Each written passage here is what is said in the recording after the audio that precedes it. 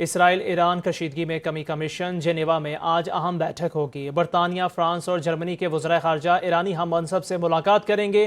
یہ ملاقات 3 یورپی ممالک کی درخواست پر امریکہ کے تعاون سے ہوگی۔ ملاقات کا پہلا مرحلہ یورپی یونین کی اعلیٰ سفارتی نمائندہ کاجا کالاس کے ساتھ جرمنی کے مستقل مشن میں ہوگا۔ ایکس پر اپنے پیغام میں ایرانی وزیر خارجہ عباس عراقچی نے کہا، اسرائیلی شہری انخلا کی وارننگ کو سنجیدگی سے لیں، ایران اپنے دفاع میں اسرائیل کے اہم ٹھکانوں کو نشانہ بناتا رہے گا۔ اگلے 2 ہفتوں میں ایران اسرائیل تناؤ میں کمی آ سکتی ہے۔ برطانوی وزیر خارجہ ڈیوڈ لیمی کا امریکی وزیر خارجہ مارکو روبیو سے ملاقات کے بعد اہم بیان، کہا مشرق وسطیٰ میں کشیدگی میں کمی سے متعلق امریکی وزیر خارجہ سے گفتگو کی۔ اب وقت آ گیا ہے کہ مشرق وسطیٰ میں سنگین حالات کو روکا جائے۔ ملاقات میں امریکہ میں برطانوی سفیر پیٹر مینڈلسن اور مشرق وسطیٰ کے لیے امریکی مشیر اسٹیو وٹکوف بھی موجود تھے۔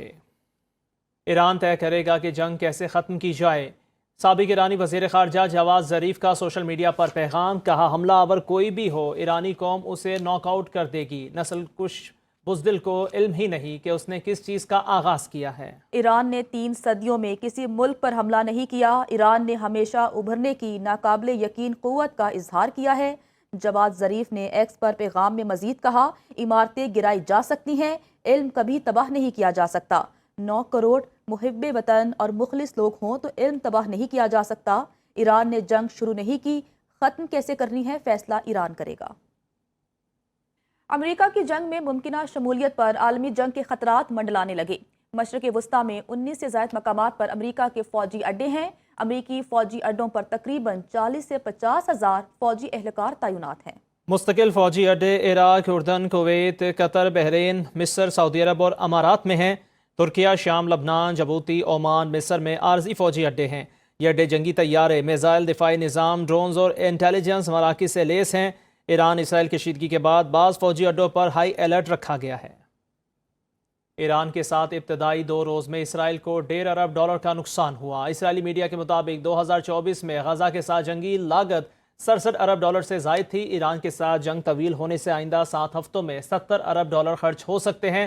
2023 میں اسرائیل کا دفاعی بجٹ $17 ارب تھا۔ 2024 میں دفاعی بجٹ $28 ارب پر پہنچ گیا۔ 2025 میں دفاعی بجٹ $34 ارب تک پہنچ سکتا ہے۔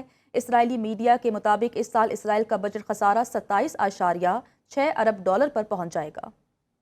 چینی صدر شی جن پنگ نے مشرق وسطیٰ میں حالیہ کشیدگی کے تناظر میں 4 اہم اصولی تجاویز پیش کر دیں۔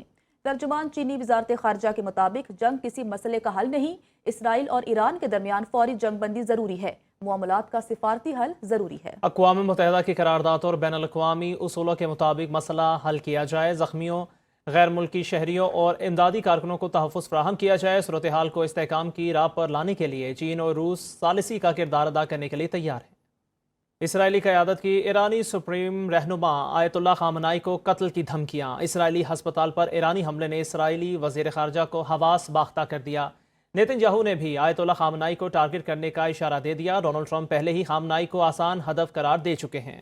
دوسری جانب روسی صدر ولادیمیر پوٹن کا قتل کے منصوبے پر ناگواری کا اظہار۔ حزب اللہ نے اسرائیل کو تباہ کن نتائج سے خبردار کر دیا۔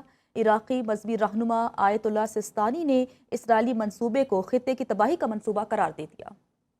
ایران 2 ہفتوں میں ایٹمی ہتھیار بنا سکتا ہے۔ ایران کے پاس جوہری ہتھیار بنانے کے لیے درکار تمام وسائل موجود ہیں۔ ایران کو جوہری ہتھیار بنانے کے لیے صرف سپریم لیڈر کی منظوری درکار ہے۔ ایران سے متعلق حملے پر صدر ٹرمپ 2 ہفتوں میں فیصلہ کریں گے۔ Press secretary white house Caroline لیوٹ کی واشنگٹن میں پریس بریفنگ، کہا ایران کے ساتھ امریکی حکام مسلسل رابطے میں ہیں۔ ایران کی طرف سفارتی بات چیت پر آمادگی ظاہر کی گئی ہے۔ 2 ہفتوں کے بعد فوجی کارروائی کرنے یا نہ کرنے کا فیصلہ ہوگا۔